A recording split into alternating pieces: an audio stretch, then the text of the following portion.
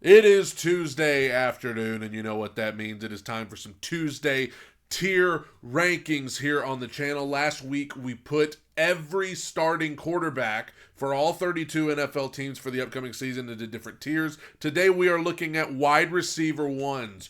All across the board, wide receiver ones for every team, and this is the wide receiver ones that are listed online as of today, July 16th, 2024. I expect some of these might change by opening day, but for right now, these are the wide receiver ones for all 32 teams, and we're putting them into one of these five tiers. We have elite, great, good, meh, and not that guy. And these are the five tiers we're looking at. Let's get it going by division. And for us Tennessee Titans fans, this is a tough one to start with. It is the Philadelphia Eagles and their wide receiver one. You might have heard of him, A.J. Brown. And as bad as I hate to do it, right off the bat, I'm putting A.J. into the elite category. That's where I would put him if he were still with the Titans.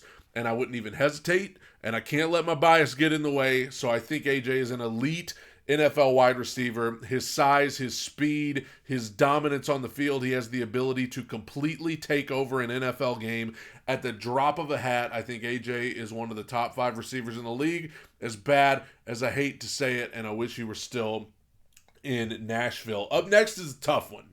Up next is Malik Neighbors, who is said to be the wide receiver one for the New York Giants. It's tough because he's a rookie. We haven't seen him play yet, so it's hard to get a gauge on what to expect from him. So I'm just going to have to go by what I expect from Malik Neighbors his rookie year. He's coming into a situation where he's going to be thrust into that wide receiver one position easily because the Giants haven't had a whole lot to work with. Now Malik Neighbors comes in. Malik Neighbors comes in. I expect Malik to be good.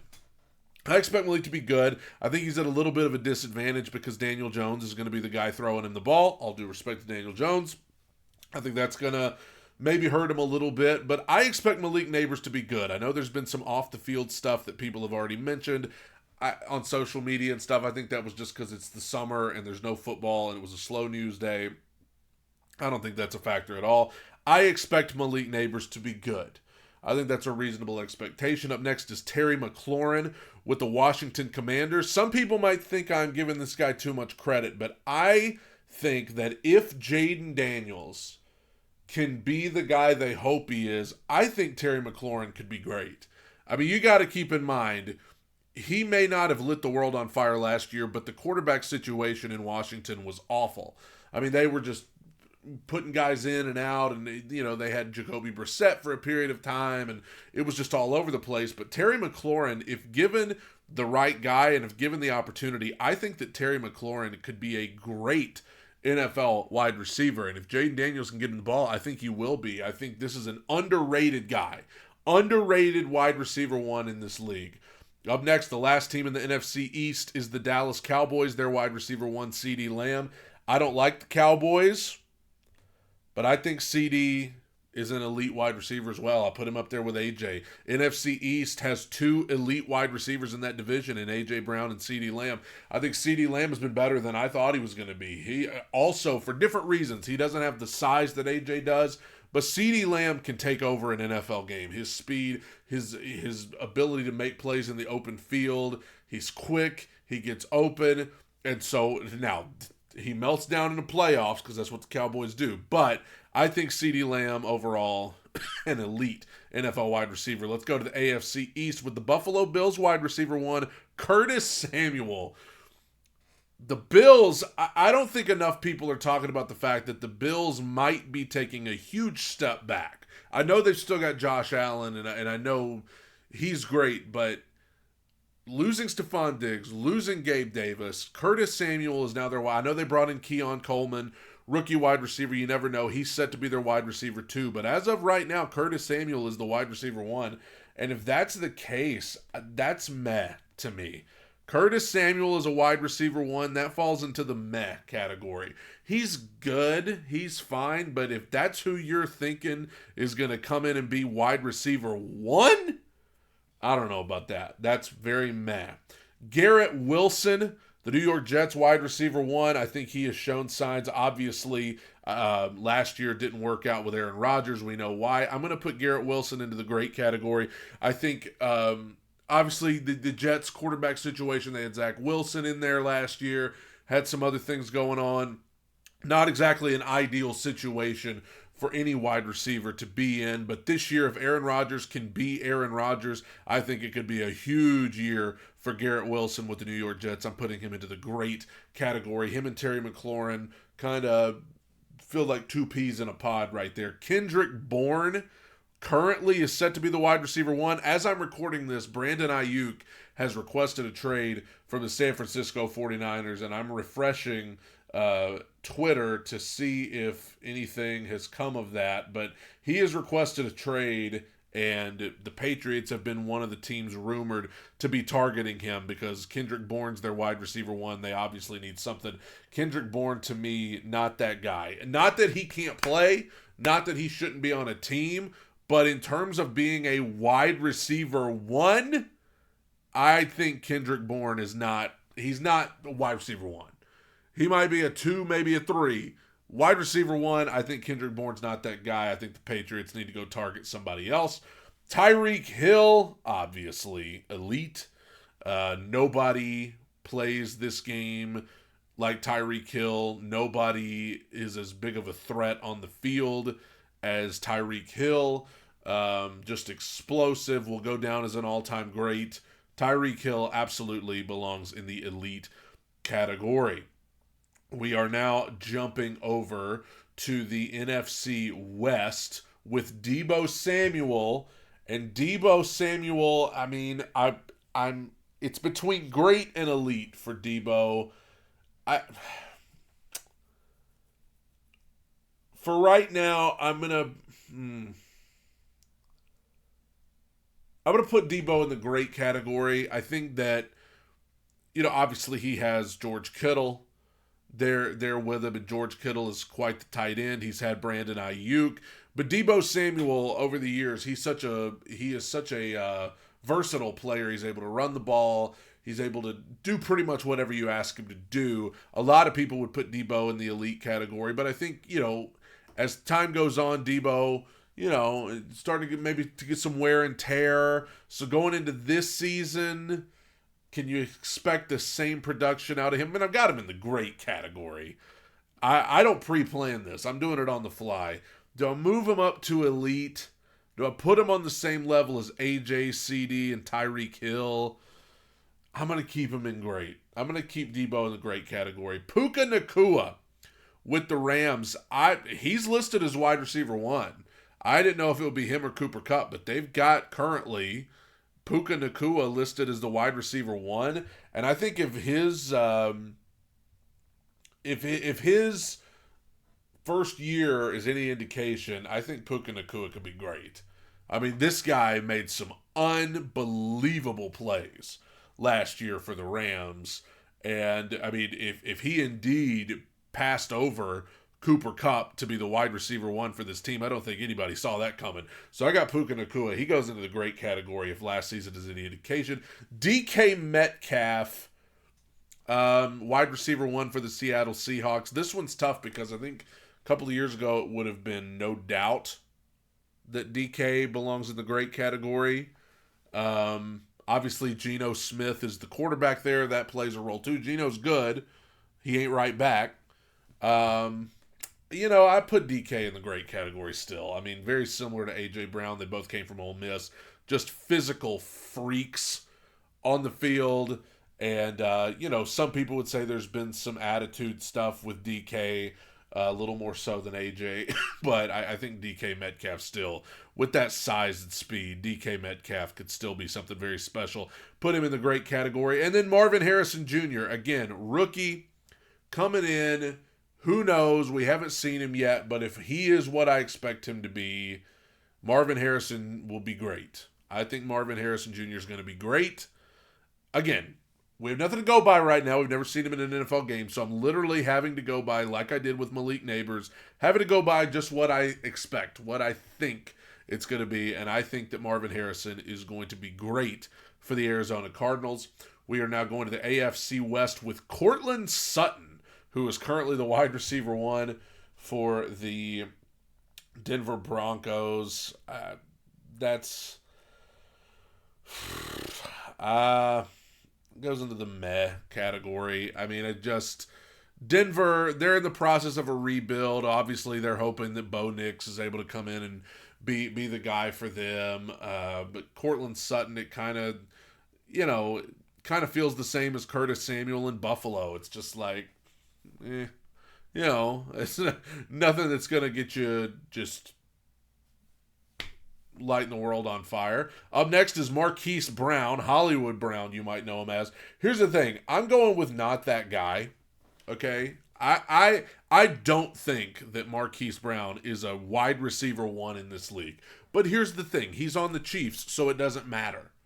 It doesn't matter if he is a proper wide receiver one. Because you could put Patrick Mahomes out there with a bunch of, nobodies, and he's probably going to get to the Super Bowl with them. So, yeah, I don't think that Marquise Brown is that guy. I don't think that Marquise Brown is a proper wide receiver one, but who cares? It doesn't matter. He's on the Chiefs, so that's the only team in the league where you can afford to have someone who's not that guy come in and go to the Super Bowl with them.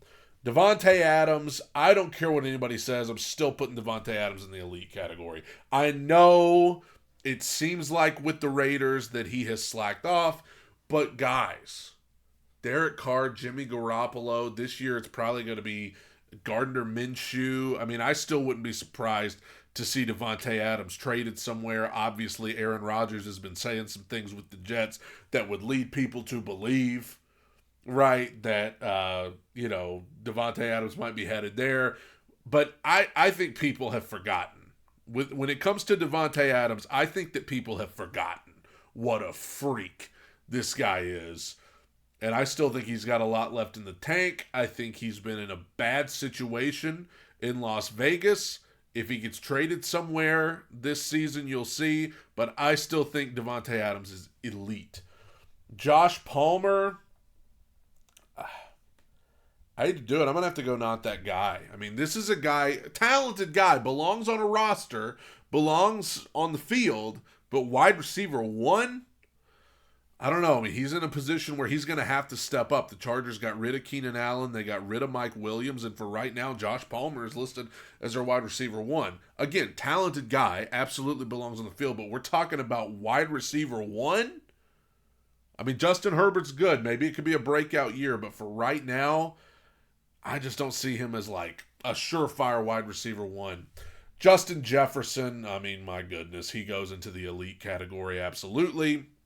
No doubt about it. No ifs, ands, or buts. Now, it's going to be interesting to see with their quarterback situation. This is yet another case where you have an elite wide receiver and a quarterback situation. It's probably going to be Sam Darnold, J.J. McCarthy. That's going to be interesting. Jaden Reed is good for Green Bay. He's listed as their wide receiver one. He's good. I mean, obviously, things got cooking for them in the playoffs last year. Right now, I would put him into the good category.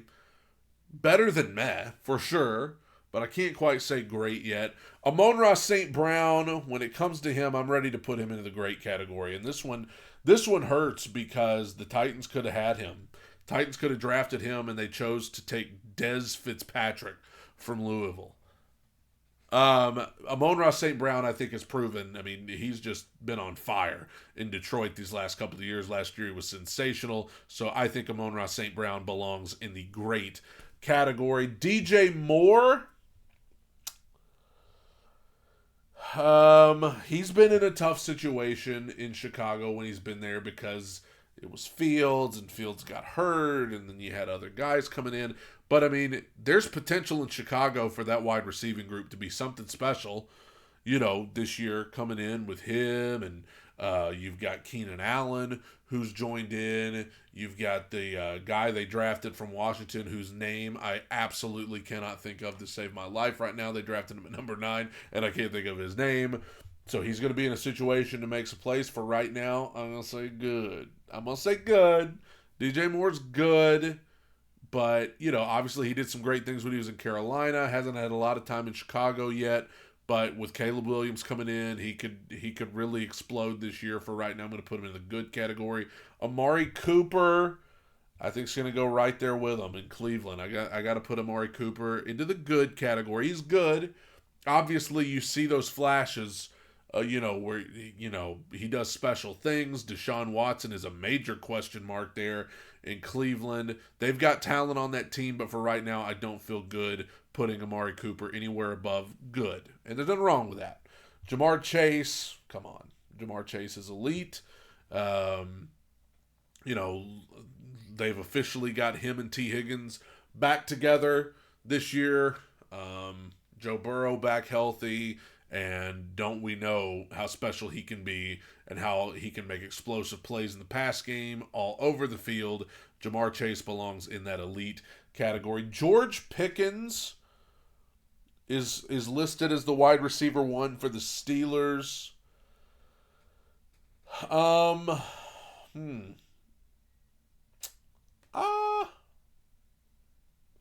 put him in the good category. Well, yeah, he's good. I think George Pickens is good. I think, obviously, you have to take into account what the quarterback situation was. Kenny Pickett was their quarterback, and then the guy we have now, Mason Rudolph, he came in and did okay, but I see a lot of upside with him. I think George Pickens is a good wide receiver. Zay Flowers with the Baltimore Ravens. It's amazing that the Ravens were so good last year. We're expecting them to be good this year, and one of the best teams, Super Bowl contenders. But Zay Flowers as a wide receiver 1, that's not like lighting the world on fire. He's good. Is he good enough to put into the good category? The Ravens are going to be running the ball. They're going to have Lamar and Derek, the King, running the ball a lot. So,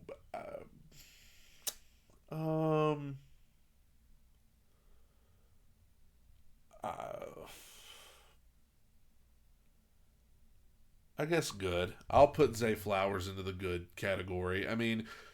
Explosive, fast player. I don't know how much is, going to be asked of their pass game. We know Lamar. I think Lamar threw the ball really well last year. But, with Lamar and Derrick Henry, they're going to be a running team. So we'll see. We moved on to the NFC South. Drake London, wide receiver 1 for the Falcons. I think Drake London also belongs in the good category. Drake London's been in a very unfortunate position since he got to Atlanta with names like Desmond Ridder and Marcus Mariota. He hasn't really had exactly a chance to flourish there. But with Kirk Cousins this year, I wouldn't be surprised to see Drake London kind of have a breakout type year, because he hadn't had a quarterback that good in his time in Atlanta. Let's just be honest. God bless the guys that they've had in there, but Desmond Ridder, Marcus Mariota, Taylor Heineke, they are not exactly as good as Kirk Cousins. So I'm excited for him. And Kyle Pitts. These are guys who have had to deal with this kind of stuff since they got to Atlanta. Maybe with Cousins, that'll give them an opportunity for a fresh start. Deontay Johnson coming in as a wide receiver 1 in Carolina. I just don't see it. To me,